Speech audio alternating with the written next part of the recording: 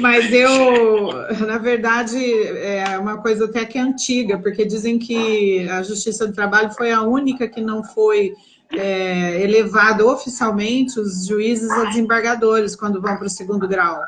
Eles fizeram um regramento interno, mas, por exemplo, quando eles me promoveram no ano passado, em 2023, o Lula que assinou lá o decreto e saiu juíza do trabalho. Eles não colocam desembargador do trabalho. Eles se autoproclamaram, assim, dessa forma. Tá certo. Mas é isso. Mas é como se fosse um juiz, né? Muda só a abrangência, né, daquilo que a gente analisa, porque no primeiro grau você fica numa cidade, numa jurisdição, no máximo você vai pegar algumas cidades vizinhas, né? E quando você vai para o tribunal, você, no caso da TRT15, pega todas as cidades do interior de São Paulo. E além disso também... com exceção da Grande São Paulo. O importante é que no segundo grau tem colegiado, né? Isso é um detalhe interessante, porque no primeiro grau a gente fica praticamente sozinho, embora eu tenha sido da época em que tinha juiz classista também, né, no primeiro grau. Então a gente tinha o juiz titular e o representante dos empregadores, dos patrões e dos empregados. Então eu cheguei a trabalhar nessa época com um mini colegiado, vamos dizer assim, né? Agora a gente deixou, em 99 eles saíram, aí a gente seguiu sozinhos, e no segundo grau são 5 por Câmara, são 5 desembargadores. E aí a gente apresenta o voto, mais 2 vão ler, ver se concordam ou não, que eram os antigos revisores, né? E se eles não concordarem, eles fazem as divergências, e depois a gente tem que refazer o voto. Tem que revisar, ficar 2 contra 1, a gente perde. Entendi. Fica voto vencido. Tá certo. É mais complicadinho então, um pouco. Para mim, essa é a maior diferença. Sim. Pode continuar, doutora. Eu queria te falar também, que você comentou comigo, porque quando você me convidou para tampar o buraco, a culpa da Dora, eu falei para você que eu não sabia nada de assédio moral, que era tudo intuição, né, de conceitos. Eu lembro que bem lá no passado eu estudei a diferença, os tipos de assédio horizontal, vertical, né, que o horizontal era entre os próprios trabalhadores que faziam um tipo de chacota entre si ou contra algum chefe, ou o vertical, né, que vem de cima para baixo, que é o mais comum. Eu lembrava vagamente desses conceitos, porque a gente vai ficando tão focada no trabalho prático que você acaba perdendo muito a parte do conceito, né, na época que dava aula e tal. Então, eu falei, vou fazer uma colinha. E depois eu fui ver aqui, eu achei tão interessante, você faz um Dr. Google, é muito mais legal, né, porque eu tenho que rever uma coisa que eu não lembrava. Então, eu coloquei assim, nossa, que tipo de assédio que existe, né? E na minha experiência, quais são os tipos mais comuns de assédio moral que você observa no ambiente de trabalho, que seria a primeira indagação. E eu fui ver, nossa, o que é assédio mesmo, né? Tem 2 tipos, eu lembrei do assédio sexual, do assédio moral. Então, assim, em tese, o primeiro deles seria o assédio moral, que ele é mais amplo. E ele tem definido, então, assim, genericamente, como importunar uma pessoa de maneira inconveniente, que pode ocorrer por meio de perseguição, insistência, declarações, pretensões ou propostas. E aí eu fico pensando, porque eu sou a rainha da gafe, e eu já dei muito fora. Eu não gosto muito desse tema, porque ele me deixa nervosa, sabe? Às vezes, primeiro, porque eu não nasci para ser chefe, né? Até fiquei tantos anos no primeiro grau, e a gente tem o diretor que cuida da equipe de trabalho, e eu achava maravilhoso, porque eu não me envolvia muito com a equipe. Mas no segundo grau eu estou sofrendo, porque a equipe são acho que 10, 12 pessoas, depende do gabinete, né? Atualmente a gente está com 11, mas um deles é secretário, e as pessoas são tão diferentes umas das outras. O assédio moral é uma coisa assim tão perceptível para a gente, qualquer coisa que você fala, você pode magoar uma pessoa, porque quando você fala assim, importunar uma pessoa de uma forma inconveniente, parece assim uma coisa tão ridícula, mas a gente às vezes faz isso sem perceber.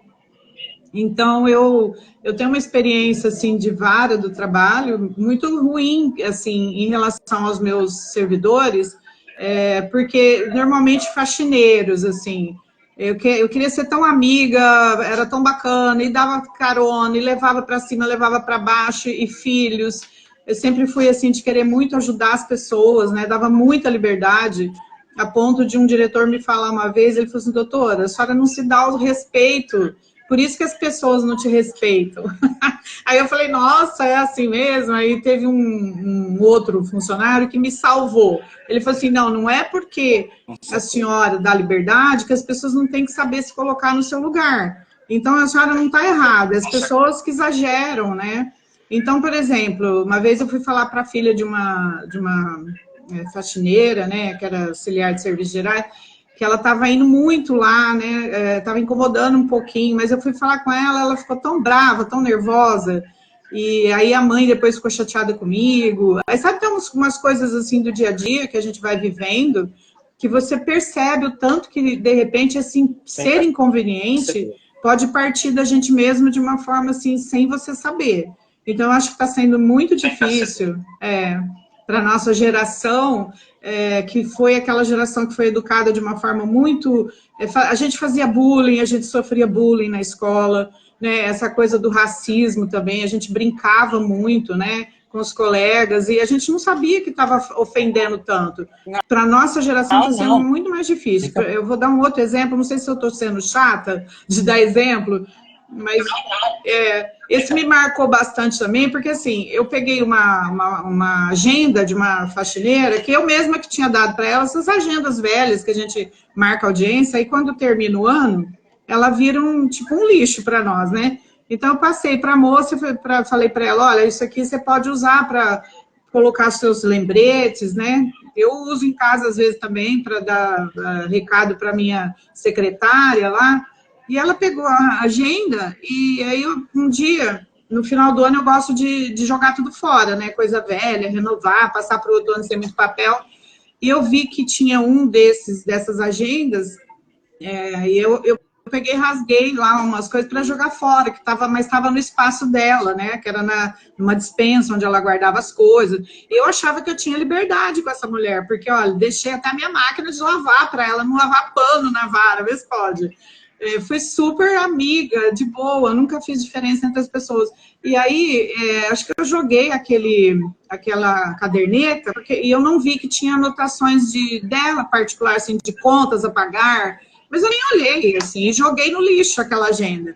Essa mulher ficou tão nervosa. Ela foi falar para outra juíza auxiliar. A juíza auxiliar falou para o corregedor que eu estava humilhando ela, que eu tinha jogado as coisas fora dela, que era particular. Você acha? Então, tipo assim, nós mesmos, nós não estamos livres de repente, cometer uma importunação, vamos dizer assim, inconveniente com alguém, sem você ter essa intenção. Então, assim, eu acho que para o empregador também está muito difícil atualmente, para ele conseguir gerir suas equipes, e por isso eu acho que, eu tenho certeza, que é uma coisa que te preocupa bastante, porque você me falou que você faz palestras, né, para as empresas, de como prevenir o assédio, e eu acho que isso é muito importante, porque todos nós precisamos saber lidar com o outro ser humano, né? Normalmente a gente quer passar a régua do outro, como a gente faz. Eu sou muito brincalhona, eu dou muita liberdade, e aí as pessoas às vezes abusam, ou eu mesmo também faço alguma brincadeira que eles não gostam.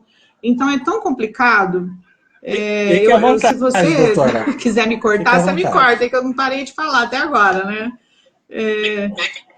Estou escutando. É que antes da senhora do que eu. Antes da senhora me cutucar do que eu me cutucar.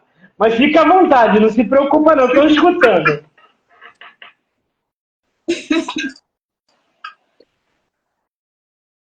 Não, o que eu queria comentar, assim, que quando você falou, né, doutora, fala aí para mim e tal, vamos conversar alguma coisa com o pessoal, que é sempre bom ouvir o outro lado, ver como é que as coisas funcionam. Eu falei, nossa, vou ter que dar uma olhada, né, que tipo de assédio que existe. Aí eu fui olhar no Dr. Google e eu fiquei impressionada, que eu não sabia que eles listaram 8 tipos de assédio. O primeiro deles, que eu falei, né, quando eu falei em assédio moral, que era uma coisa genérica, eu não estava falando errado, porque o assédio moral, então, seria um gênero, e a gente tem várias espécies, e o primeiro que eles colocam seria o assédio sexual, que é constranger, né, os profissionais que integram o quadro, por meio de palavras ou ações de natureza sexual. E eu fiquei impressionada, porque no TRT expandiu mais a minha área de atuação, quantos casos de assédio sexual temos nas empresas brasileiras. Eu achei que isso tinha melhorado, porque eu mesma sofri assédio sexual no começo da minha carreira, né, profissional. Eu tinha, acho que uns 19 anos, foi um dos primeiros empregos. E o empregador, lá, o dono de uma empresa de navegação, nunca esqueço, pedia para eu levar o uísque, eu era secretária, estava começando meus trabalhos ainda registrados, vamos dizer assim, e ele começou a me cantar e queria que sair comigo, eu muito jovem, falei não, e eu fingi que não entendi primeiro. Quando ele percebeu que ele não ia conseguir o que ele queria, eu simplesmente fui dispensada. Foi a primeira vez na minha vida que eu fui dispensada de um emprego, porque eu comecei a trabalhar muito cedo, com 12 para 13 anos, naquela época podia, né, como aprendiz, depois com 14 eu tive meu primeiro registro, então a gente que não era muito feia quando era jovem, ou a maioria das mulheres, ou até sendo feia ou não, o sexo feminino sempre foi alvo de muito constrangimento. Muito. Então, eu acho que é difícil. E continua, eu fiquei boba. Essa semana passada, começo desse mês de julho, que está terminando hoje, eu julguei um caso que eu fiquei horrorizada. Uma menina aprendiz, uma menina que estava trabalhando numa empresa, foi assediada descaradamente pelo colega de trabalho. Fiquei horrorizada com aquele caso, então até o CNJ tem um protocolo, né, para a gente tentar fazer um protocolo de como agir nesses casos, né, e é muito interessante, até citei também, eu nem lembro o número do protocolo agora, mas é bem interessante, porque tem a ver com essa coisa da afronta à dignidade humana e principalmente as mulheres sendo vítimas. Mas hoje, por coincidência, eu falei, vou contar essa para o pessoal. Eu não vi um caso de um assédio, pedido de assédio moral por constrangimento de um empregado que não estava se sentindo bem, porque o pessoal começou a tirar sarro nele, porque ele tinha sido traído pela esposa, e aí todo mundo ficava brincando com ele, falando, imagina onde sua esposa está essa hora, não sei o quê. Uma coisa que pode parecer uma brincadeira besta, e que para ele foi uma coisa ruim. E como a gente tem os servidores que fazem as minutas para a gente, e a gente depois corrige, a gente vai ver se concorda, se não concorda, eu fiz questão de jogar esse caso para um do sexo masculino fazer. Eu falei, não, faz aí para me dar a sua opinião, porque na minha cabeça antiga, né, porque eu sou do tempo antigo, fazer esse tipo de brincadeira não seria uma coisa que poderia constranger tanto, eu achava, né, dentro da minha cabeça. Nossa, o menino deu uma sugestão assim, não, vamos fazer uma indenização, doutor, onde já se viu. É como se estivesse chamando o trabalhador de corno. Eu ainda fiquei rindo, assim, sabe? Eu falei, nossa, mas atinge tanto? E depois eu fiquei tentando me colocar no lugar dele, porque realmente, às vezes a gente não sabe, a gente não consegue se colocar no lugar do outro, né? Então, eu lembro que você comentou também a respeito de ter o que fazer, né, nas empresas para impedir isso, para que esses casos não cheguem no judiciário, para diminuir, pelo menos. Então, hoje, começa, assim, a crescer os canais de denúncia, né? Ou mesmo esse caso aí dessa faxineira que eu te contei no começo, contei para o pessoal que está assistindo, que foi uma coisa, assim, que eu fiquei chocada, porque ela falou com a juíza, ou lá, eu não sei com quem, isso chegou na corregedoria, porque eu joguei a agenda da mulher no lixo, que eu não sabia que ela não estava usando. Então, assim, é difícil a gente saber, mas e quais são esses 8 que eu coloquei que eu nem sabia, né? O sexual, que todo mundo já tem uma ideia, que é difícil de provar, a palavra da vítima vale muito, então, é muita incidência, eu não tinha noção. Esse assédio moral aí, que abarca uma situação tão grande, mas tão vasta, que a gente não consegue nem exemplificar, assim, tanta coisa que a gente percebe. Por exemplo, essa condição degradante de trabalho é o que tem um número grande, um volume enorme de pedido de dano moral, porque não tem banheiro em algumas fazendas, algum tipo de trabalho, por exemplo, pessoal que trabalha de varredor de rua, ou de caminhão de lixo, ou pessoal que trabalha nessas energia elétrica, em poste, eles não têm banheiro, mas é possível, e a ANR, que cuida do caso, exige que se leve banheiro químico, que se faça alguma coisa, é necessário ter, né? Então, às vezes a gente fala, nossa, mas hoje nós estamos no século XXI e ainda tem gente que não tem lugar para ir ao banheiro tranquilamente.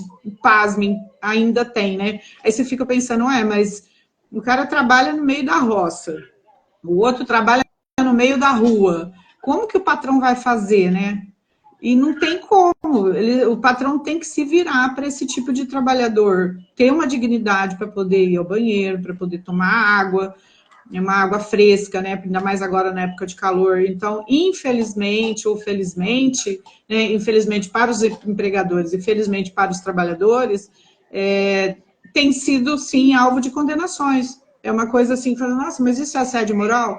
Eles entendem que sim, o judiciário, em função dessas dificuldades, né, que a pessoa tem de fazer suas necessidades ou de tomar água, então é considerado condição degradante. A outra, que eu também, é um aspecto muito interessante, né, até vocês, Ezequiel, até eu te conhecer, que eu não sabia que você era, acho que é de Angola, né, é isso? Sim. Você é de Angola. Então, vocês que são dessa raça negra, que eu admiro tanto, que eu acho maravilhoso. Eu falei que eu poderia ser um exemplo de que não era racista e nunca fui, porque eu pensei assim, uma vez até brinquei com a minha avó, ela falou, como assim? Eu falei, nossa, eu casaria com um preto normalmente. Aí eu vi que ela ficou olhando espantada, assim, era uma italiana velha, branquela, e aí a gente vê como que tem mesmo, né? E a gente foi educado dessa forma, eles achavam um absurdo a mistura de raça. E o racismo tem sido objeto também de muitas indenizações por dano moral no ambiente de trabalho. E a maioria das pessoas, que eu falei, a gente tem que se desconstruir, eu estou aprendendo ainda, eu não tinha a mínima noção. Então a gente fazia brincadeira idiota, falava aquelas coisas antigas, né, em relação às raças. E o assédio racial está enumerado como uma das possibilidades aí de indenização. Eu lembro que teve uma vez um rapaz, que aí eu ia dar um toque, uma dica para muita gente. Mas deixa eu cortar e dizer... Doutora Mariângela, deixa eu só falar uma coisa. Nos grupos de WhatsApp tem muito... a construção de um raciocínio. O raciocínio está sendo construído e está bem. Eu, com certeza, tenho um monte de coisa para falar. Com certeza. Mas eu estou deixando a senhora construir os tipos de assédio que a senhora está falando aí. Então, continua, fica à vontade. Só queria dar um toque, assim, para esse negócio de WhatsApp, porque eu lembro que uma vez um rapaz chamou o outro de macaco, uma coisa assim, brincou, sei lá, ou não tinha liberdade para brincar. Isso foi objeto também de uma ação trabalhista. Então, assim, é muito complicado. Eu falei do assédio racial e também a gente tem, agora, eu já falei do assédio de gênero, né, principalmente em relação às mulheres, é muito forte o tipo de assédio no ambiente de trabalho em relação às mulheres e pela orientação sexual também, que vocês já devem ter ideia, né? A transomofobia, LGBTQIAPN+. Depois a gente explica o que é isso. APN+. Esse tá? APN... Tem. Nossa, é uma construção que vem entre a história brasileira, que já carrega, na verdade a história mundial já carrega, e hoje a identificação é importante para grupos e pessoas que se autodefinem a partir do próprio gênero. Pegando esse gancho que a senhora está falando, primeiro, a grata oportunidade de estar aqui. Meu nome é Renato Azevedo, eu sou advogado, sou um homem negro de 50 anos de idade, estou passando por essa desconstrução. Na verdade, isso que a senhora está falando é uma desconstrução da sociedade brasileira.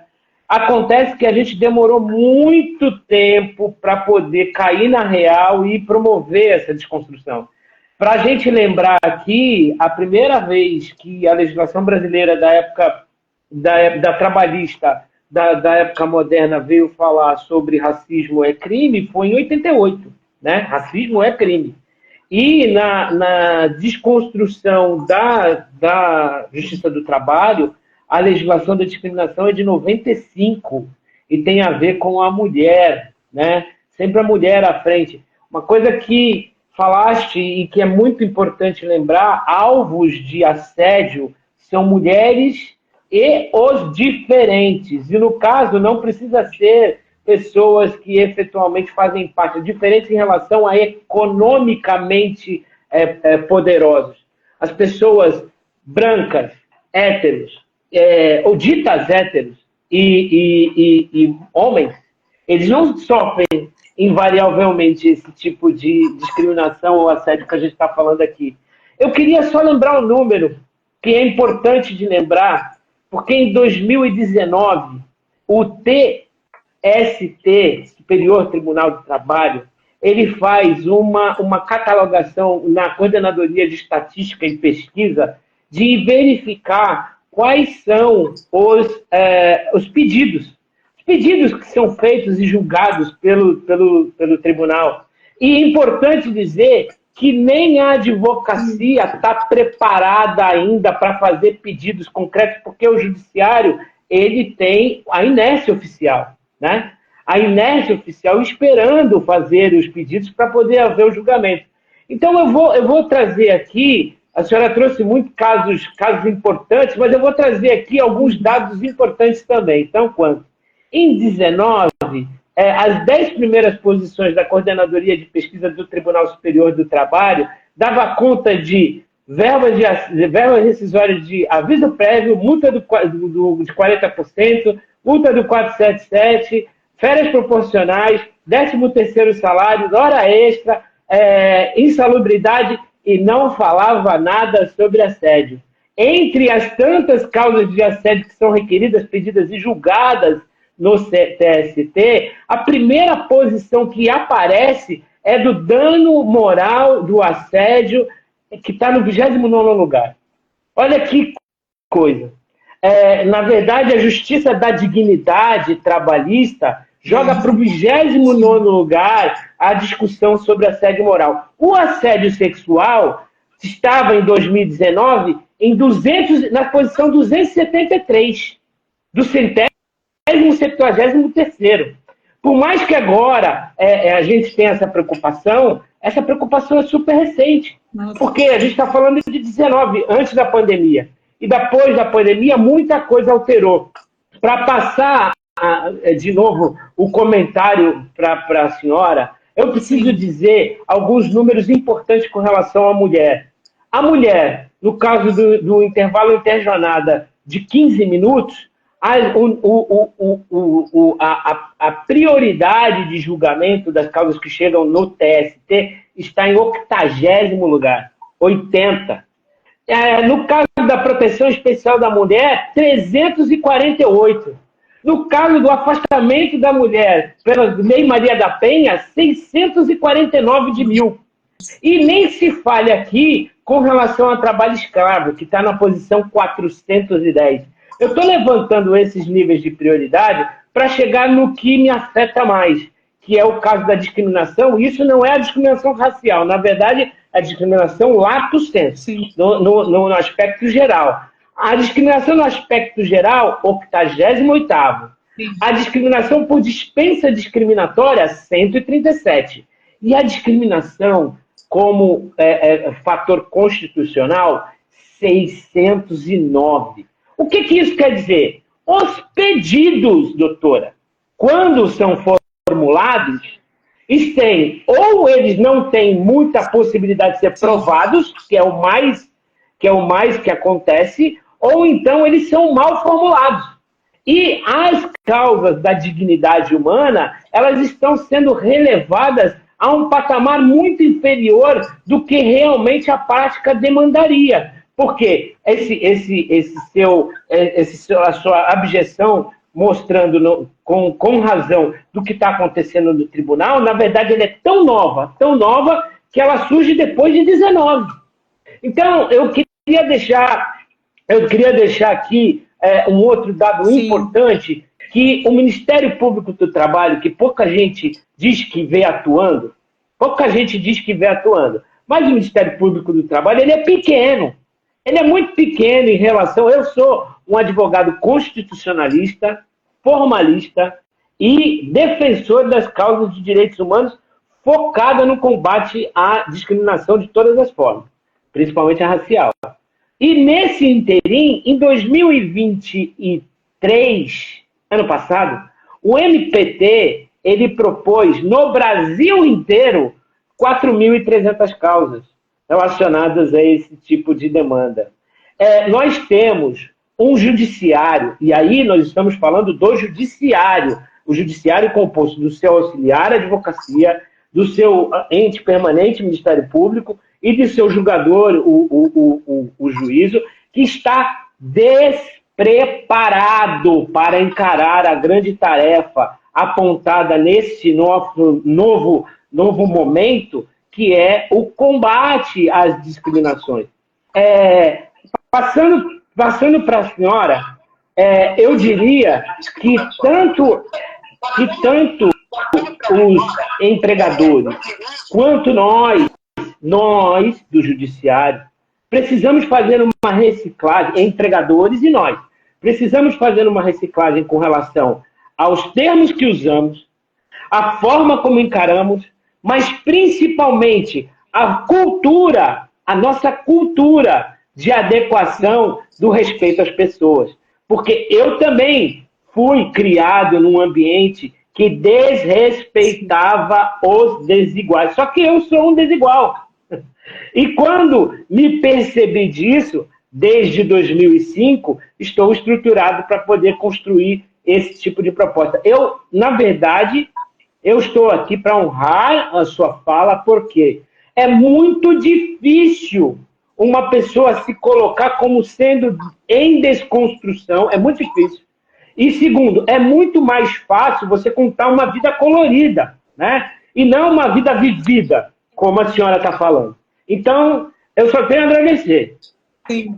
Eu vou só tomar a palavra antes de passar para a doutora Maria Ângela, porque ela vai precisar nos deixar talvez um pouco mais cedo, só para cumprimentar, honrar aqui as pessoas que estão nos prestigiando, que ainda não cumprimentamos. A doutora Dora Rossi, Góes, muito obrigado pela sua presença aqui. A Eulina Anjos, o Tácito já cumprimentamos, o Diego Santos, a Maia Multidimensional, o Pierre Sanuma, a Patrícia Almeida, Carvalho. Tem alguém que está mandando cumprimentos aqui para a doutora Maria Ângela, que já foi professora dela e que muito a inspira. Deixa eu ver mais. Macedo Guerreiro, advogado. Parabéns, doutor Moisés, pelas suas atividades. Obrigado, doutora Dora. Lenis Val Liberato, Bel, doutor Álvaro Santos. Gente, é muita gente, é muita gente. Eu não vou conseguir cumprimentar todos, mas quero agradecer. A única coisa que eu vou pedir a vocês é que digitem aqui no campo dos comentários de que cidade vocês estão nos ouvindo. E complementando ali o que o doutor Renato acabou de colocar, uma das marcas que eu trago da doutora Maria Ângela, que ela começou lá desde o começo em dizer que não distingue as pessoas e por isso às vezes as pessoas se aproveitam, se aproximam e tal. Eu quero dizer que a senhora é uma das poucas magistradas, ou um dos poucos magistrados que eu conheço com nível de humanidade que é. E esse nível de humanidade, inclusive, está presente em duas coisas. A maneira como a senhora se coloca, sem problemas de falar das suas dificuldades, da sua desconstrução, a sua experiência inicial antes de se tornar magistrada, porque às vezes a gente olha para o magistrado e fica meio com uma sensação de que é um extraterrestre ou alguma coisa assim parecida. A senhora é bem humana, E, coincidentemente, nem sabia que eram próximas com a doutora Dora Rossi, as vossas duas varas são as varas onde eu trabalhei e que eu fui muito mais tratado como humano, como verdadeiro auxiliar do juiz, como longa-manos, como a doutora Dora Rossi várias vezes diz.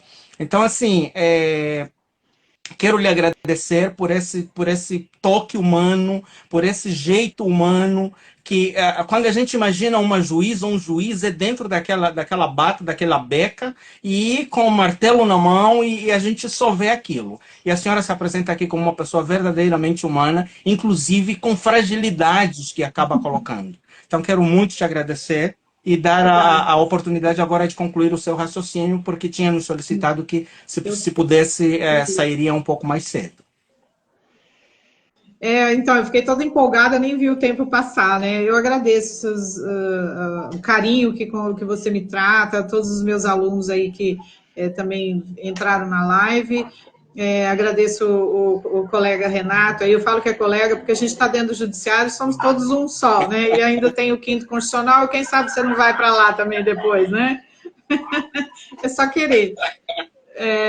Então, eu gostaria só de agradecer a participação. Uma pena que não dá para a gente falar muita coisa, porque teria o etarismo para falar, né? Também, que é outro tipo de discriminação. Mas é igual eu falei, é importante, aí a dica que eu dou, eu sei que tem um ex-aluno meu aí que é de RH, deve sofrer muito, tentar mesmo trazer palestras, cursinhos, né? Pessoas legais para falar, para dar um toque para a gente não cometer também isso. Porque nós não estamos distante de ser um assediador, né? Um assediador no sentido de realmente não saber se portar diante das equipes, né? Eu sofri muito com isso. Eu tenho dificuldade de separar as coisas, de falar, como eu disse para vocês. Então, assim, ao mesmo tempo que tem muito assédio, a gente fala, onde estão os assediadores? Eles estão aí ao nosso lado, porque as pessoas não têm noção de como elas podem estar ofendendo as outras, né? Porque a gente passa a régua pela nossa. Sim, realmente. De repente você vira um assediador sem querer, né?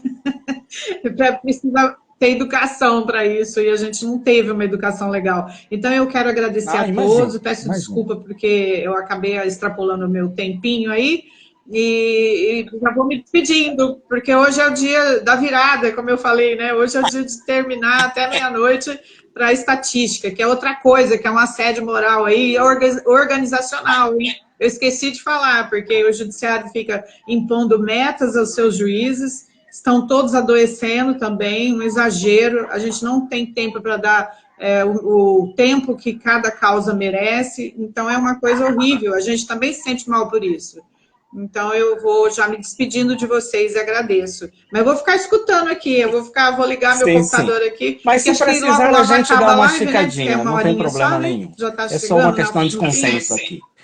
Mas muito obrigado, doutora, por esse seu lado humano e esse lado totalmente desprovido de estereótipos. A doutora Dora acaba de colocar aqui que o juiz é uma pessoa humana como todas as demais. E eu trabalho com a parte de psiquiatria e vejo o quanto as pessoas do judiciário têm adoecido.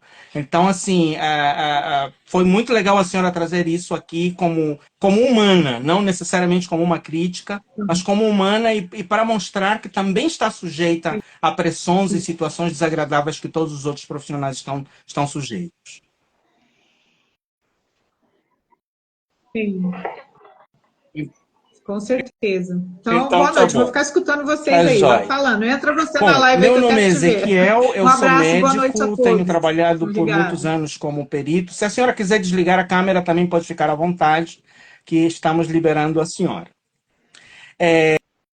Tenho trabalhado como perito nos últimos 12 anos, perito judicial, e agora, mais recentemente, tenho enveredado pelo caminho de consultoria. Então, tenho uma empresa que presta serviços e se dispõe a levar treinamento, a levar orientação para as instituições, não só empresas, como escolas, instituições religiosas, justamente para trabalharmos essa desconstrução da qual ninguém está ileso. Ninguém está ileso a cometer atos falhos e atitudes que pode imaginar que são naturais, são normais, mas, na verdade, não são adequadas. tá certo?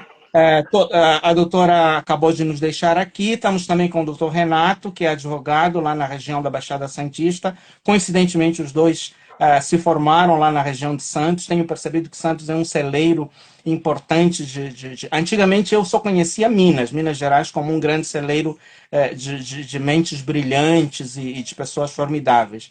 Mas recentemente tenho percebido que Santos também é um lugar que tem produzido excelentes cérebros, pessoas excepcionais que têm contribuído de forma muito positiva para resolver os problemas do nosso país e construir caminhos, pavimentar estradas para que todas as pessoas nos ajudem.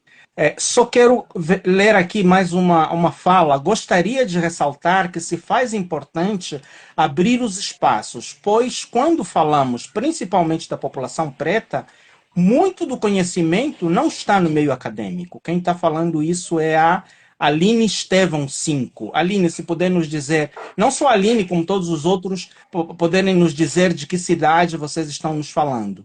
Importante, dentro de qualquer instituição, horizontalizar o conhecimento. O Fábio Destro colocou aqui, desembargadora Mariângela, magistrada da primeira linha, que tive o privilégio de participar em inúmeras audiências na vara do trabalho de rancheria.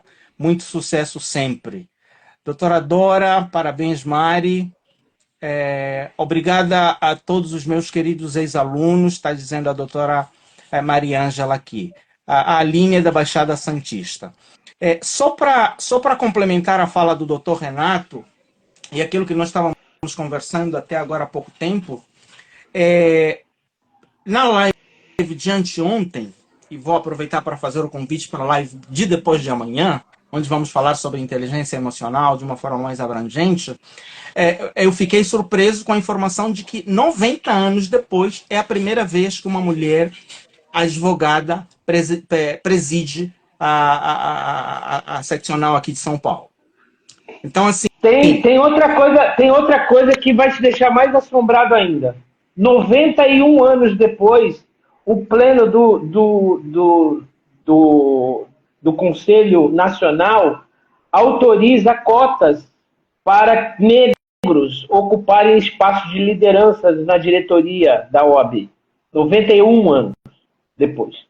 Né? Isso aconteceu por causa do empenho de São Paulo, que propôs ao pleno do Conselho Nacional da Advocacia para que a diretoria, eu tive a honra de ser diretor em São Vicente. Um abraço, Aline, que é minha parceira aqui na Baixada, mas isso não era institucionalizado. E agora, 91 anos depois, quer dizer, no ano de 2023, né? Se em 22 a doutora Vanzolini se torna a presidenta da OAB São Paulo, em 2023 se institucionaliza a cota para negros numa advocacia que é muito pouco convidativa para a raça negra. E eu queria aproveitar, meu querido amigo Ezequiel, falar sobre uma dos elementos, já que a gente tem pouquíssimo tempo, um dos assédios, que é o assédio moral caracterizado pela estrutura amoral, racista de empresas. Porque não é só o interpessoal, quer dizer, entre o chefe e o seu subordinado, o horizontal, ou existe também aquele assédio moral relacionado a causas de racismo que acontece por causa da estrutura da empresa. Em 2020, houve um julgamento emblemático da ministra do TST, em sede de Superior Tribunal de Justiça, que ela foi, na verdade, arrumar argumentos na Declaração Universal de Direitos Humanos das Nações Unidas, na Convenção Internacional de Eliminação de Todas as Formas de Racismo, de 65, na Convenção 111 da OIT, porque a legislação brasileira só tinha argumentos que eram na Constituição Federal, na época, tá? Na Constituição Federal, no Estatuto da Igualdade Racial e nessa lei de 95 que eu falei, que é uma lei relacionada aos direitos da mulher, a 90, 29 e 95.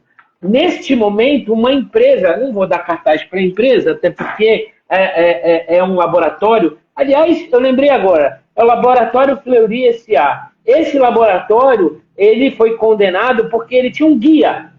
Este guia, ele não constava nas especificações de aparência, porque tem empresa que se incomoda com isso, existiam vários tipos de aparência, menos a raça negra, menos o cabelo crespo. Menos o cabelo crespo da mulher, o lindo cabelo crespo da mulher negra. Tá? Então, isso gerou uma discussão, um debate, que naquele 2020, olha que nós estamos falando de 4 anos. Há 4 anos. Naquele 2020, houve divergência. E um desembargador falou que não era caso de indenização porque a empregada, no caso, né, estava pedindo uma indenização porque ela não conseguia se ver na estrutura da empresa, que estabeleceu um guia de comportamento e vestimenta e postura que não constava a raça negra. Isso é também um assédio moral. Isso é também algo que hoje tem outro tipo de proteção, que é a Convenção da Guatemala de 2013, e naquela época gerou uma indenização pequena de uma empresa gigante que só pagou R$10 mil em indenização. Eu estou aproveitando esse momento para não deixar escapar a informação importante que existe um projeto de lei na Câmara dos Deputados que está tramitando desde 2001 para criminalizar o assédio moral, porque o assédio sexual é criminalizado, tem lei própria de programa que foi instalada em 2023, está constando nas alterações da CIPA, mas o assédio moral não.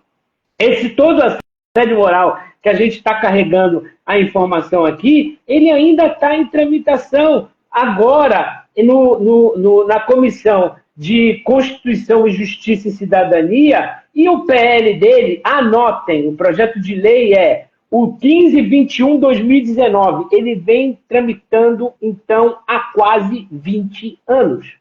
De tão difícil que é o Brasil para discussão sobre a discriminação, sobre o assédio e as violências psicológicas.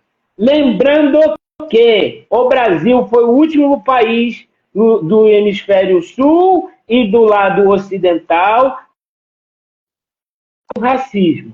E lembrando que nossa lei áurea acontece em 1888 e só 101 anos depois acontece a criminalização do racismo pela Lei 7716 de 89. Se isso não é um ambiente que precisa de tratamento educacional, cultural e principalmente de respeito e dignidade para a pessoa, para os ditos diferentes, e se a gente não esquecer que nós temos aí uma população negra de 56% dentro do universo brasileiro, eu acredito e fielmente que a gente precisa passar por uma reciclagem que começa na tenridade e vai até as estruturas.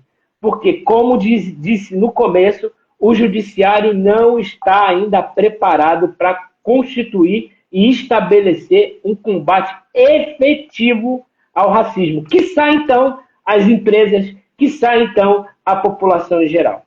É isso que eu queria deixar de recomendação e ideia.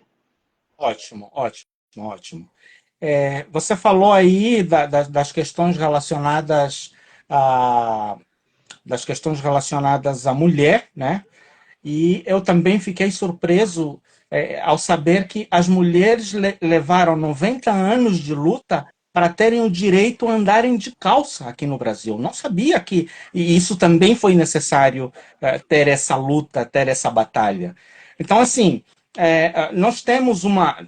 E aí eu não falo só do judiciário, falo da legislação em si, no sentido de que a legislação é feita por pessoas que a grande maioria ainda não tem interesse, que eu sempre brinco com a minha esposa aqui, né? Que como é possível que alguém vai fazer uma lei que vai ser um tiro no próprio pé? Vai fazer. Nós ainda vivemos realidades de coronelismo, de baronato, de machismo. O judiciário é majoritariamente masculino, masculino branco, quase não há mulheres. Mulheres pretas, então, nem se diz. Juízes pretos são muito poucos. Não conheço muito a matriz dos advogados, como é que funciona essa questão, porque não tenho conversado muito sobre eles. Porém, o que está obsoleto é a própria legislação. É uma legislação que precisa de ser reformulada, porque é ela quem dita. Eu passei e passo por ainda, estou passando por algumas situações de natureza institucional, inclusive, e uma das coisas que eu aprendi e ouvi recentemente infelizmente, nem tudo que é legal é justo. E nem tudo que é justo é legal. Então, essa dicotomia entre o que é justo e o que é legal parte da base da legitimação da própria lei. E uma outra que me surpreendeu mais ainda foi uma recente, que diz que existe a lei em si e existe a praxis. E muitas decisões ainda são tomadas em cima da praxis e não em cima da lei. Apesar de haver a lei que está escrita, que mesmo com as suas imperfeições, mas é a única que consegue gerar freio moral, por isso é importante conversarmos sobre isso, é importante sempre estarmos nos reciclando, e para isso precisa haver essa abertura, e um dos avanços que houve recente foi da legislação referente à saúde mental nas empresas. Porque as empresas estão adoecendo. Isso veio à tona, as pessoas começaram a ter mais noção sobre essa realidade agora durante a pandemia. E baixaram a guarda para poderem estar abertos a conversar, a quebrar esse tabu de conversar sobre situações que até então eram varridas para debaixo do tapete ou não passavam de meras brincadeiras. Então, eu acredito que essa discussão, essa conversa, esse aprendizado vai reverberar, espero eu, tenho essa expectativa, essa experiência, vai reverberar, inclusive, nos legisladores, para que revejam alguns preceitos. Porque é assustador esse ordenamento que você estabeleceu aí, que vai do primeiro até ao 70º, ao 70º lugar, mas aí, situações que são muito sérias. Botando as coisas nas ordens certas, o problema não está só na lei. Você falou uma coisa que é importante de dizer, a praxis. Tá? A prática do judiciário, na verdade, entre os poderes constituídos dentro do judiciário, advocacia, magistratura, Ministério Público, Defensoria, a maior quantidade de pessoas negras está na advocacia. Acontece que nem as universidades e muito menos os corpos julgadores se preocupam em estabelecer relação legal, como essa juíza que eu dei um exemplo brilhantemente fez em 2020 no nível do TST. Porque ela não parou numa legislação nacional, tem raízes em legislações nacionais. E nós temos legislações nacionais importantes que precisam ser respeitadas e que precisam ser aplicadas. O problema está justamente na cultura jurídica que a gente tem no país, de baronato, de uma questão, não, de uma questão que vai de encontro a uma realidade. A gente não cresce, a gente tem pequenas empresas, a gente tem uma malha de pequenas empresas, a gente tem uma malha de empresas que são de médio porte, e as de grande porte têm a necessidade de estarem cumprindo determinados padrões que, na verdade, é um padrão mundial. Então, a gente não está falando aqui de que o assédio é um problema local de uma cidade tal. Ela é um problema mundial, o assédio. O assédio, seja ele vindo de cima para baixo, sendo lateral, sendo de baixo para cima, que é muito raro, né? O assédio sexual, que é muito mais incidente em mulheres. Isso tudo são causas que estão sendo debatidas em níveis mundiais. Enquanto a gente aqui está se preocupando se a gente vai ter ou não aviso prévio. Para você ter uma ideia daqueles números que eu trouxe, o aviso prévio está em primeiro lugar como debate no ano de 2019. Nós estamos já há 5 anos de 19. Eu fiz questão de pegar números antes da pandemia, porque ele não estava afetado pelos efeitos da pandemia. Então, naquele momento do ano de 2019, chegaram ao tribunal, na última instância, na terceira e última instância de julgamento, chegaram mais de 600 mil casos que falavam sobre aviso prévio. Enquanto as causas relativas a casos da análogo à escravização chegaram a 1.500. Quando, na verdade, a gente sabe que existem inúmeros casos até uma lista do Ministério Público do Trabalho que estabelece um alcance muito maior nesses casos. Então, não chega ao Tribunal Superior. Eles param no meio do caminho. Talvez porque há acordo, talvez porque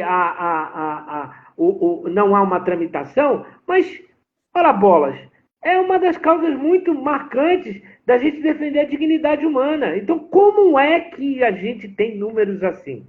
É a cultura. É a cultura do nosso país que está afetada por esse tipo de trabalho. E a cultura tem muito a ver com as nossas perspectivas de consciência e de habilidade para poder tratar com respeito uns pelos outros. Eu acho que é importante dizer que as pessoas não negras, e eu vou usar como exemplo a própria doutora Mari, elas precisam ter essa postura. Eu não sei, mas tem que entender que a própria legislação atual de 2023 fala que se uma brincadeira acontecer no ambiente, essa brincadeira é crime hoje.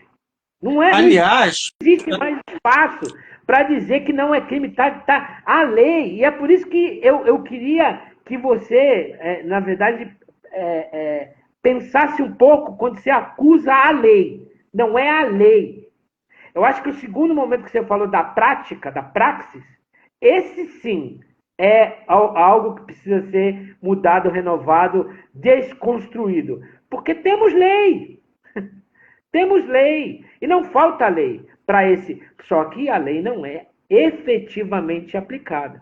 Meu querido e amigo irmão Ezequiel, eu quero agradecer de montão a oportunidade de estar aqui, de falar essas poucas palavras, de continuar me colocando à disposição, de continuar atuando no sentido da gente construir juntos, né, este braço que eu acho que é muito probo entre o interior e o litoral, para que a gente possa construir um ambiente menos impactado pelo assédio moral, pelo assédio sexual e pelas outras formas de discriminação. Te agradeço e me despeço. Não. Já está se despedindo? Você está precisando sair? Já, porque senão fica muito chato eu ficar falando. Imagina. Tem duas ou três perguntinhas aqui que eu preciso fazer, porque você falou da questão cultural. Você falou da questão cultural, né? E essa questão cultural é uma construção.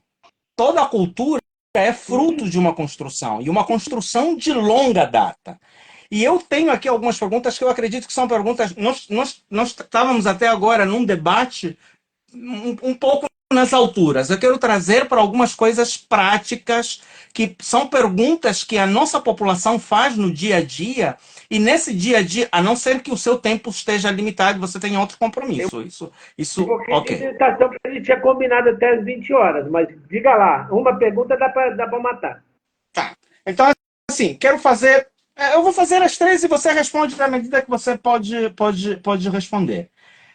Primeiro, qual é o perfil das vítimas de assédio? Existe um perfil? Você, como advogado que trabalha com a parte de compliance, deve ter talvez alguma resposta sobre isso, se é que existe alguma resposta relacionada a isso. A segunda pergunta é: quais são os sinais que devemos nos atentar que levam à suspeita da presença de assédio ou de potencial assediador? Eu acho que essas perguntas são extremamente importantes, porque até agora a nossa discussão foi no nível das ideias. e eu quero trazer isso para o nível prático, aquilo que a pessoa do dia a dia... Porque, assim, eu já trabalhei em processos onde a pessoa diz: eu acho que estava sendo assediado, eu acho que sofri discriminação, eu acho... Então, assim, é importante que, se nós queremos que a sociedade, a cultura seja modificada, é importante que as pessoas tenham parâmetros claros e precisos no seu nível, e não apenas no nível tão alto, no nível de discussão de cérebros com mais responsabilidade, com acesso acadêmico mais elevado. Bom, então vamos lá. Primeiro que essas perguntas que você está me fazendo daria uma live, outra live. Sim, tá? sim. Então, Com certeza, dá uma palhinha só. Porque nós estamos falando de persona, perfil. No que se refere ao assédio sexual, o maior perfil é de mulheres. E aí, meu amigo, não existe esse negócio de que a mulher assim ou assada. A mulher é alvo. A mulher é alvo de homens machistas, homens que desrespeitam o dia a dia da mulher. Eu vou dizer até mais. É mais importante você discutir e debater o perfil do assediador do que da vítima. Porque o assediador, ele é uma personalidade que ele se esconde atrás dessa nossa impressão de que a vítima tem perfil. A vítima é vítima. Não, então, uma coisa importante de dizer que a gente estava falando na outra e que precisa ser ficado marcante é que não existe um perfil da vítima. Porque a vítima é alvo. O assediador geralmente é aquela pessoa ou extremamente extrovertida, que fala com todo mundo, que quer todo mundo e que fala: eu estou só brincando. Eu estou só brincando. Ou é aquela pessoa extremamente se sentindo poderosa que diz: é sobre a minha regra, é sobre o meu poder. Então, é muito mais fácil você identificar numa entrevista o assediador, porque a vítima, ela está maculada, ela está machucada por ser alvo. Então, a própria personalidade dela já foi transmutada. Se ela era uma pessoa alegre, feliz e sofre, por exemplo, um toque, uma mulher sofre um toque nos seios, ela vai ficar horrorizada, desgostosa, com raiva, né? E aí vem aquela ideia de que a mulher está fazendo um escândalo por nada, eu só encostei no seio dela. Ora, bolas! Estamos falando de algo que é o corpo da mulher e precisa ser efetivamente protegido. Outra coisa. O seu vídeo está ligado, doutor Renato? Você está conseguindo me ver? Eu vejo perfeitamente. Então, tá As pessoas conseguem me ver? As pessoas que estão aí, os 4 pessoas que estão aí, conseguem ver a gente? Falem ok, porque gravando digitem aí se vocês estão conseguindo ver todos. Por favor. Outra coisa importantíssima de a gente lembrar aqui, Jaime, muito obrigado, gente.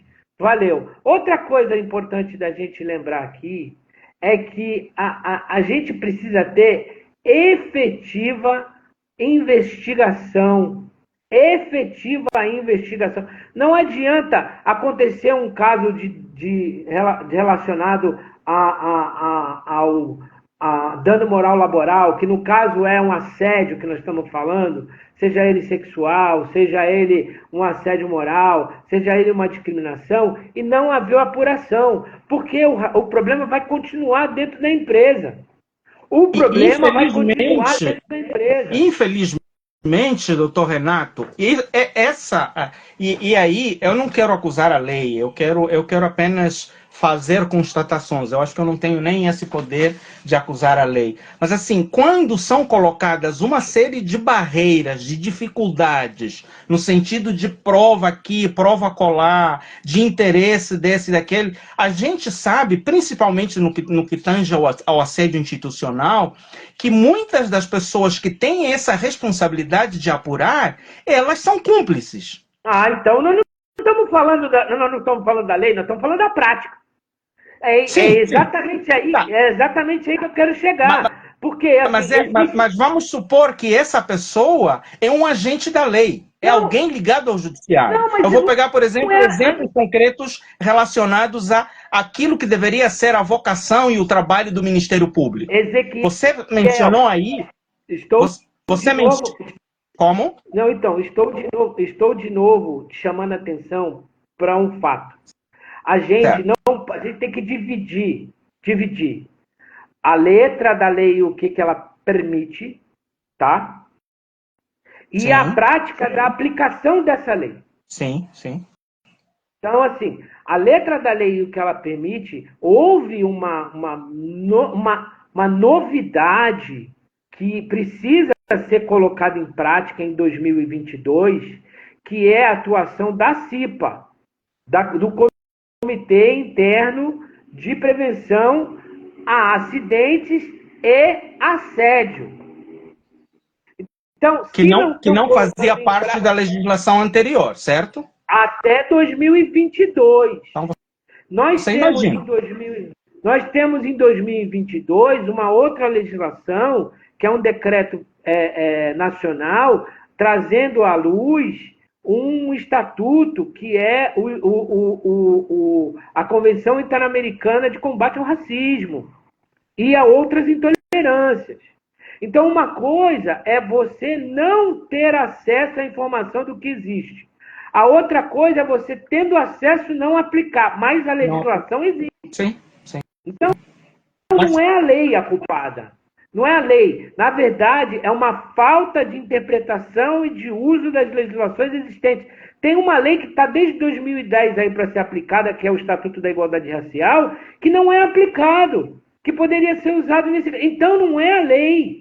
A preocupação de eu estar falando sobre isso é porque as pessoas que não têm o dia a dia dentro do legislativo, que é um erro. Na verdade, a lei não é do advogado, a lei não é do judiciário, a lei é da população. E a gente não tem, por exemplo, dentro de escolas, isso no ensino médio podia acontecer a partir do ensino médio, a gente podia ter em todos os cursos, sejam lá que for, um curso relacionado à prática jurídica na sua atuação. Porque aí as pessoas iriam entender que tem lei para ser médico, tem lei para ser psicólogo, tem lei para ser professor, tem lei. E não adianta a gente debater com isso, porque isso é que faz com que a gente ande. E aquelas que manobram a lei a bel prazer, na verdade, encaram esse desconhecimento como uma oportunidade. Então, o que eu queria chamar a atenção nesses momentos aqui que a gente está construindo é, a gente precisa conhecer a lei do ambiente que a gente está. Seja ela para nos defender, ou seja ela para a gente produzir mais e melhor. 2, a gente precisa, como população brasileira, entender que a cultura do machismo, racismo, falta de respeito do diferente, isso acabou. Mas o Mussum, o Dedé, o Zacarias falavam assim nos Trapalhões. Isso acabou. Não existe mais permissão legal para as pessoas ficarem nem colocar apelido em ambiente de trabalho se permite. Mas, você tem uma ideia, né? Sim. Porque não deveria, né? Não deveria, não se permite. Então, não legalmente, se permite. Não, então, mas aí que está a diferença. Mas aí que tá toda a diferença. Se não se permite legalmente, não deveria se usar uma prática de não se ter. Eu, por exemplo, quando tenho os meus parceiros de negócios, eu tento chamá-los eles falam, Tem um caso emblemático de um amigo que ele não me deixa falar outra coisa. Oi, meu amigo Osmar, eu gosto muito de você. E ele fala, não, eu sou o DJ Cuco. Então, ele se auto-identifica assim. É um cara que eu gosto demais, que tem um nome lindo, mas que ele prefere fazer ele usa aquilo como um codinome. É um que ele chama de vulgo. porque está dentro de um ambiente que é o hip-hop. E ele é conhecido como tal. Tem gente que é conhecido pelo vulgo e tem gente que não é conhecido pelo vulgo. Eu não gosto que as pessoas me coloquem apelido. Meu nome é Renato. Ótimo. Ou é Renato, ou é Renato, ou é Azevedo. Não é Renatão, não é Renatinho, não é. Muito sabe? bem. Porque eu me coloco nessa situação de que eu não faço isso com as outras pessoas. Mas agora, sinceramente, para finalizar, dentro daquela perspectiva que tu quer falar sobre o dia a dia. O dia a dia, além de enfrentar esse problema de cultura, enfrenta um outro de falta de cultura adequada de respeito, né? Porque a falta do respeito, da cultura do respeito, tá? Na verdade, é um valor. O respeito é uma questão que deveria ser senso comum. É um valor. Né? Então, se é um valor, ele não pode ser superado. Mas a gente tem um problema da falta de que, falando de empresas que se preocupam com a prevenção. E também não há uma punição adequada nesses casos de assédio. Imagina que o tal do Laboratório Fleury recebeu uma punição de R$10.000. Que a venda do seu José, R$10.000 destrói ela. Mas o Laboratório Fleury, é só ele vender 10 caixas do medicamento, às vezes um medicamento já paga isso. Já paga isso. A grande problema não está... A aplicação da lei, ela tem que ser dura no judiciário. Porque se uma mulher ofendida, comprovando que ela foi ofendida, dando todas as oportunidades, porque existe contraditório, ampla defesa, mas a legislação, ela olha mais para a vítima, porque uma pessoa não vai chegar e vai falar, eu fui assediado, ninguém quer passar por essa vergonha, ninguém quer, a maioria das pessoas não quer tramitar em judiciário, não quer ir para o judiciário, tá? Se ela vai para o judiciário, tem alguma coisa ali. Mas tem todos, ampla defesa, contraditório. Se as indenizações começarem a ser de 50 mil para cima, de 100 mil para cima, eu quero ver. Sabe qual é o grande exemplo disso? O grande exemplo disso é o Código de Trânsito. A gente tem um trânsito terrível, mas antes de 95 era muito pior. E só foi melhorando o trânsito, que ainda é caótico, mas só foi melhorando o trânsito por causa do cumprimento da lei de trânsito. Por mais que em algumas cidades, por exemplo, que eu conheço, não se use capacete, né? Naquela cidade precisa usar capacete. E aí quem erra, na verdade, é o setor de trânsito da cidade que não para e não pune a pessoa. Então, essa prática de transformar a cultura em realidade legal, em regra, e essa regra ser minimamente digna, que também não adianta a gente chegar e colocar uma regra impossível de cumprir, né?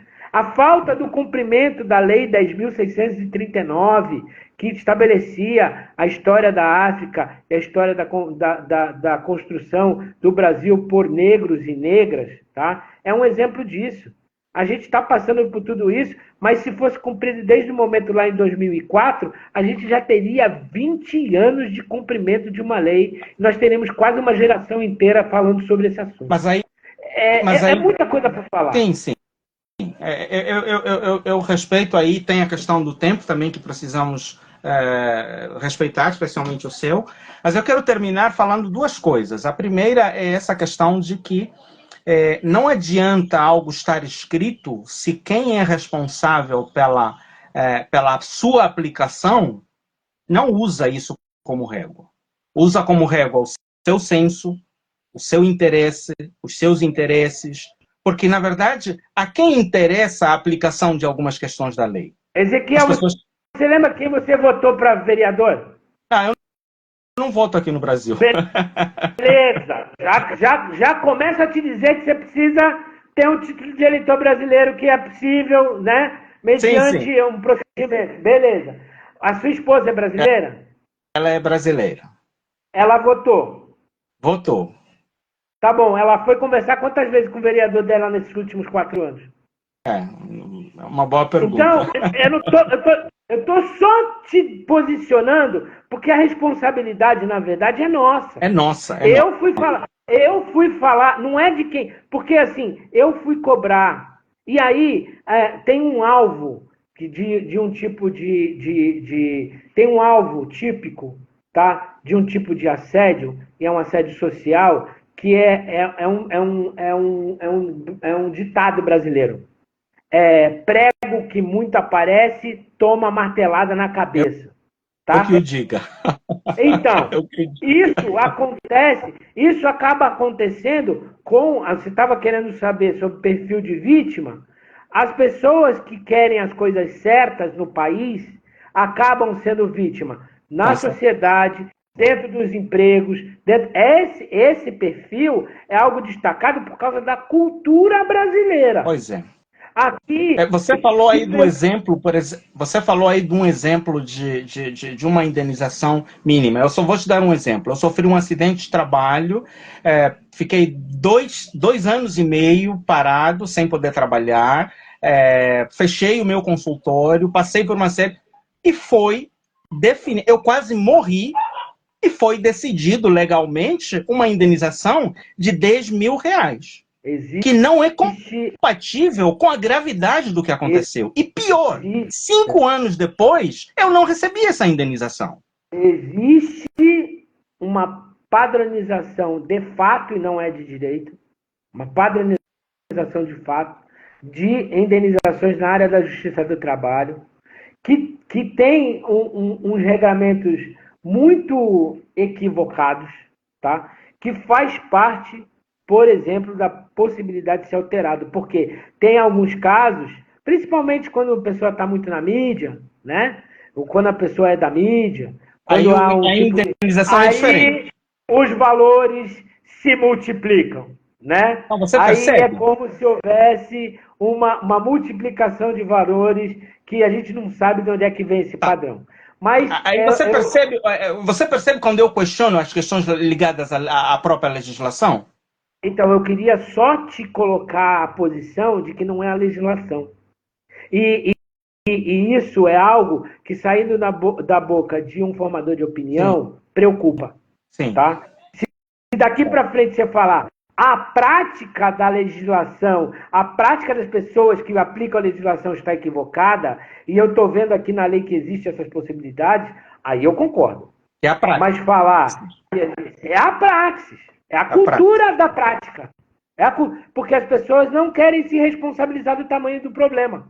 E pior, um caso típico de uma agressão social que aconteceu com mãe Gildásia de Ogum, que no primeiro grau ela havia uma condenação da Igreja Universal do Reino de Deus, que fez uma publicação de 1 milhão de cópias, dizendo que, com a foto dela, num momento que não tinha nada a ver, falando que ela é charlatona.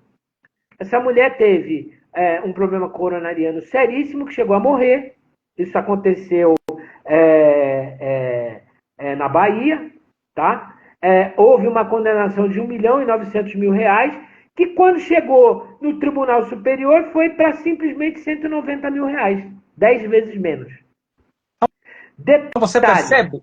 Detalhe, eu percebo, eu vivo isso, eu vivo angustiosamente isso há 28 anos, cara. A angústia que isso dá é muito grande. Por quê? Você não tem para quem comunicar. Graças a Deus nós temos duas pessoas queridas que estão aí, a Gabi Topia, que é minha parceira, minha irmã, minha amiga, e a Raine, que estão vendo, mas as pessoas não querem saber dessas verdades. Essas verdades, elas estão embutidas no dia a dia nosso, e a gente, na verdade, dá conta mais de ver a novela do que se preocupar com essas verdades. Pois é. Com todo o respeito à novela. E é aí onde eu preciso concordar com você, no sentido em que uma coisa assim que eu nunca entendi quando eu entrevistava os reclamantes, principalmente, diante de processos judiciais trabalhistas, é uma palavra muito comum. Eu perguntava, mas o seu patrão sabia disso? Ou o seu supervisor sabia disso? Não dava para conversar e fazer um acordo? O que eles disseram para você? E a resposta é, vai procurar os seus direitos. E uma coisa que eu aprendi, que virou um jargão meu, é direito ninguém te dá, Você tem que correr atrás. E quantas pessoas têm noção do que é o seu direito? E aí, para respeitar o seu tempo, quero terminar com uma última questão que eu tinha colocado, que eu não quero deixar de colocar, que é a questão de que quais são os instrumentos, porque isso é uma questão muito prática que as pessoas precisam saber, e um dos nossos sonhos era que houvesse aqui alguém do Ministério Público nessa discussão. Eu acredito que numa próxima live vamos trazer alguém do Ministério Público do Trabalho. Quais são os instrumentos que a pessoa tem de caráter socioemocional pode ficar comigo, eu posso falar em outros momentos, mas pelo menos jurídicos que o trabalhador pode lançar mão diante de situações de assédio e de um ambiente tóxico de trabalho. Acho que isso é uma coisa muito prática que muitas pessoas não sabem. Eu acho que você deve ter acompanhado o finalzinho da live de anteontem, onde eu dei 2 exemplos. Uma mulher negra, acima do peso, com 8ª série, trabalhando numa multinacional, homens colocando dejetos no local de trabalho dela, que era de manejo de alimentação. Ela teve o grau de conhecimento suficiente para não só confrontar esses homens, como lavrar boletim de ocorrência, fazer uma série de coisas que uma outra pessoa, numa outra cidade, onde eu fui trabalhar no processo dele judicial, tinha pós-graduação e colocaram ele para trabalhar no banheiro. Colocaram os servidores do computador, tinha formação na área de TI. Então, olha a diferença de uma pessoa que tem a 8ª série, tem noção dos seus direitos, tem noção das ferramentas e dos instrumentos que tem para se proteger, e olha a mentalidade de um cara que tem pós-graduação, que é branco, magro, e que trabalha numa área nobre. E que tem uma formação nobre. Enquanto a formação da outra pessoa era de desprestígio. Quero manter com você um nível de sinceridade suficiente para te dizer o seguinte. Às vezes, a ignorância é uma benção. Porque essa pessoa que você diz, 8ª série e tal, ela não tem a menor ideia do risco que ela corre de cair numa lista de exclusão, de não trabalhar mais. Enquanto esse profissional de alto gabarito, ele sabe exatamente onde cai o gabarito dele, porque ele é tão filtro, que uma empresa vai falar com outra, que vai falar com outra, que vai falar com outra, que vai falar com outra. Deixa eu te falar qual foi o final desse homem. Esse homem. Peraí, não precisa me falar. Por favor, não precisa me falar. Até porque essa não é a resposta final. A resposta final é: faça, primeira coisa, uma reclamação direta ao seu patrão. Se você não tem um canal de comunicação, você faz por e-mail. E direto não ao seu supervisor. Se o negócio está degradado desse jeito, faça direto ao seu patrão. Isso, tá? Acima do seu supervisor. Acima de todo mundo lá na gerência. Tá? Ou no dono, ou na alta administração. Essa é a primeira coisa. Se tiver compliance, faça por compliance.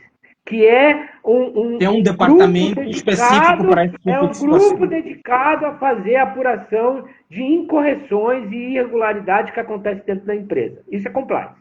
Tá? Ótimo. Tá, beleza. Não tem isso, né? Você faça. Procure um advogado. Mas procure um advogado. Porque tramitar dentro da justiça brasileira pode gerar um advogado ou advogada, tá? Você pode gerar alguns desequilíbrios, né? Por causa que você está com raiva, com desespero, com um monte de emoções que o advogado vai ver mais friamente o que você pode fazer. E aí o que vai acontecer? O que vai acontecer? Este profissional do direito ou vai te indicar aí na Justiça do Trabalho, ou na Justiça Criminal e do Trabalho, nós estamos falando de ambiente de trabalho, né? Sim. Ou na Justiça Criminal e no ambiente de trabalho, ou então vai em 3. O MPT, que é o Ministério Público do Trabalho, a Justiça Criminal e a Justiça do Trabalho. Mas não deixe de procurar um advogado, porque não é simples tramitar no judiciário. Ainda que existe todo esse imbróglio caótico de praxis, existem profissionais, humildemente, como eu faço, que estudam a causa e vão até o final, não importa o que aconteça e as consequências. Às vezes a gente consegue, e aí depende muito de prova. E é por isso que, quando acontece o fato, você não vai bater boca, pedir as contas. Não, você vai mandar um e-mail para a alta direção falando o que aconteceu, porque às vezes a alta direção não conhece o que aconteceu. Mas quando conhece o que aconteceu, aí a estrutura toda está podre, tá? Então, essa é a minha sugestão, né, de tomar esse caminho. E assim, independentemente do que tenha acontecido com A, ou com B, ou com C, o que eu acredito é que quanto mais o cargo da pessoa, mais ela fica preocupada com a colocação dela. Porque ele pode trabalhar no banheiro, mas o salário dele não diminui. O salário dele não diminui. Mas olha, entendeu? Esse homem terminou gago, terminou com tiques nervosos, terminou com deterioração cognitiva, porque ficou calado durante mais de 20 anos trabalhando no banheiro com os servidores lá. Então, essa questão de saber que ferramentas usar, e você citou aí alguns caminhos, mas eu acho que é importante mencionar a questão do sindicato, porque alguns sindicatos têm orientação jurídica e podem dar direcionamento. Então, só não citei o sindicato, porque às vezes, é melhor procurar um advogado para ir junto no sindicato. Às vezes. Tá? Porque existe uma demanda nos sindicatos que, às vezes, não dão conta de perceber o assédio. Que nós estamos falando das causas de assédio, não estamos falando de uma causa simples.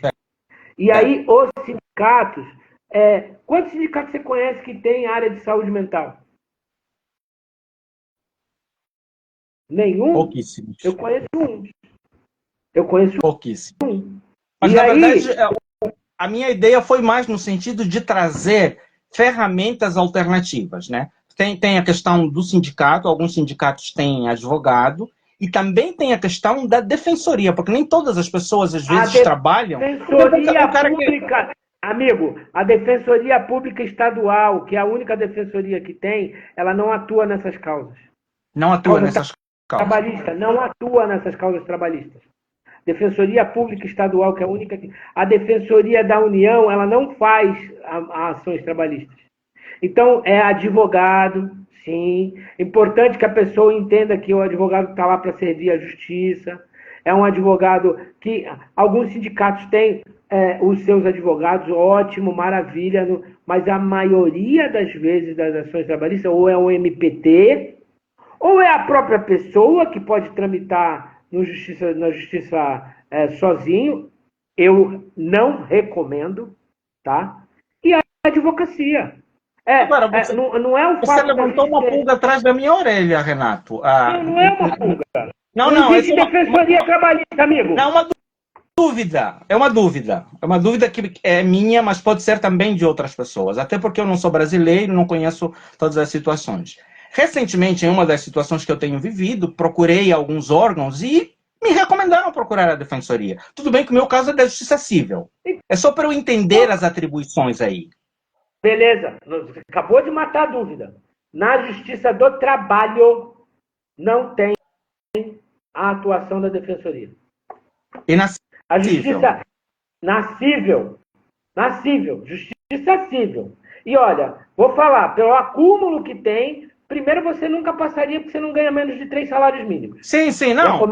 Tudo bem, eu nem procurei, eu disse que eu já estava com advogado e tudo. Mas assim, ó, a minha surpresa é quando você me diz que não cabe, não faz parte das atribuições nas minhas palavras, né? Não existe defensoria pública atuando na justiça do trabalho. A defensoria tem atribuições de, assim, as grandes causas coletivas, a Defensoria Federal pode até atuar, mas não há causas individualizadas para a Justiça do Trabalho promovidas pela Defensoria. Assim como acontece com o Ministério Público, né? O Ministério Público do Trabalho ele tem a obrigação de cuidar das causas que chegarem até ele. Mesmo sendo individuais. A depender de como ele tem obrigação e atribuição de ser fiscal da lei. Agora, invariavelmente, para que se cuide com qualidade do caso, a advocacia. sim. É que a gente tem que procurar, conversar, saber, né? Tá. Ter indicações. Mas só uma dúvida que eu quero que você me esclareça. Se o caso estiver tramitando em justiça civil, cabe atuação da defensoria? Se for trabalhista, Sim. mas de natureza civil, Não. Funcionário público. Não, amigo, esses casos não são julgados na justiça trabalhista. São da justiça civil. Aí nós estamos falando da limitação da defensoria com relação a tratado de hipossuficiência. A defensoria tem limitações para tratar... Vamos supor que seja alguém que tenha hipossuficiência, de fato. Ganha um salário mínimo, ganha 2. Funcionário público não ganha 2 salários, 3 salários mínimos. Funcionário público. Você acabou de me dizer, funcionário público. Professor. Funcionário público ganha 3 salários mínimos. Ainda mais... E professor? Funcionário público que ganha 3 salários mínimos é muito raro. Muito raro. Mesmo sendo professor? Eu não sei, é o caso concreto. Você já está puxando para caso concreto. Não, mas assim, eu sei que existem professores que ganham um salário que não passa de 3 salários mínimos. Procura o advogado do sindicato, ué. Ok, então tá bom. Né? É só para entender essa questão das atribuições, porque é uma coisa que tem sido novidade para mim, né? Nós até em off tivemos algumas conversas relacionadas a isso, sobre a questão de que algumas questões são atribuições, no entanto, não existe RH suficiente e aí são tomadas algumas medidas intermediárias. Mas como estamos falando para um público que precisa ser esclarecido, essas questões conceituais, que já são complexas para a gente que tem algum grau de esclarecimento, imagina para quem não tem nenhum grau de esclarecimento. É esse o objetivo dessa pergunta. Perfeito. Mas tá bom, Renato. Muito obrigado, doutor Renato, por todo esse tempo que você cedeu e pela sua disponibilidade. O tempo se estendeu e nós vamos terminar por aqui a nossa live. Obrigado a todos aqueles que nos acompanharam até agora e nos despedimos deixando o convite para a próxima live que vai acontecer daqui a 2 dias. Um grande abraço. Tivemos alguém aqui também que mandou um cheiro, acho que é da Bahia, teve alguém de Fortaleza, do Ceará. Muito obrigado a todos aqueles que nos prestigiaram com a sua presença aqui. Doutor Renato, quer dizer alguma última palavra? Eu queria agradecer mais uma vez a oportunidade de estar aqui, né? Se houve algum tipo de lapso, a gente está aqui para ser corrigido, mas com certeza a gente está aqui para tentar produzir informações de qualidade em que as pessoas, na verdade, se defendam do assédio sexual, se defendam do assédio moral, com a presença de uma justiça que existe e está se atualizando. Agora, a gente precisa pegar as informações mais atuais e fazer com que elas se tornem algo como uma defesa, uma bandeira. As entidades não governamentais que existem, né? Hoje em dia, que a gente não falou também da possibilidade da busca de pessoas que podem ir em coletivos e grupos de entidades não governamentais, por exemplo, de defesa da mulher, de defesa da pessoa negra, e esses grupos, tanto quanto a advocacia e o sindicato, também podem ser indicados para fazer essa defesa. Eles ainda não cobre o país inteiro, mas a gente tem muita gente já que faz esse tipo de trabalho, né? Procure um profissional do direito, tá? Procure um profissional da psicologia, procure um pessoal da saúde mental para saber quais são os caminhos que você tem, tanto psicossocial como jurídicos, para trabalhar o seu caso. E assistente social é uma figura importante, e você falou aí de órgãos que estão começando a funcionar. Existem também os chamados Centros de Referência do Trabalhador. Eles também podem dar alguma orientação muito boa nesses casos de ambiente tóxico e de assédio moral, pelo menos para começar, até ter um profissional de fato estabelecido, que o ideal é o advogado. Mas foi muito importante, acho que essa parte final, porque às vezes a pessoa está no meio daquele tiroteio e não sabe para onde correr. Então, esses profissionais podem ser extremamente úteis, ou esses órgãos, tanto os paragovernamentais como os não governamentais. Perfeito, é isso aí. Um grande abraço, boa noite, e fica aí o convite para a próxima live, que vai ser daqui a 2 dias, na sexta-feira, às 7 horas, vamos falar sobre inteligência emocional no trabalho. Se você tiver disponibilidade e interesse para ouvir esse assunto, estão todos convidados aí. E, mais uma vez, obrigado. Sem vocês, nós estaríamos falando ao vento, estaríamos falando às 4 paredes. Só tivemos algum valor porque vocês nos acompanharam.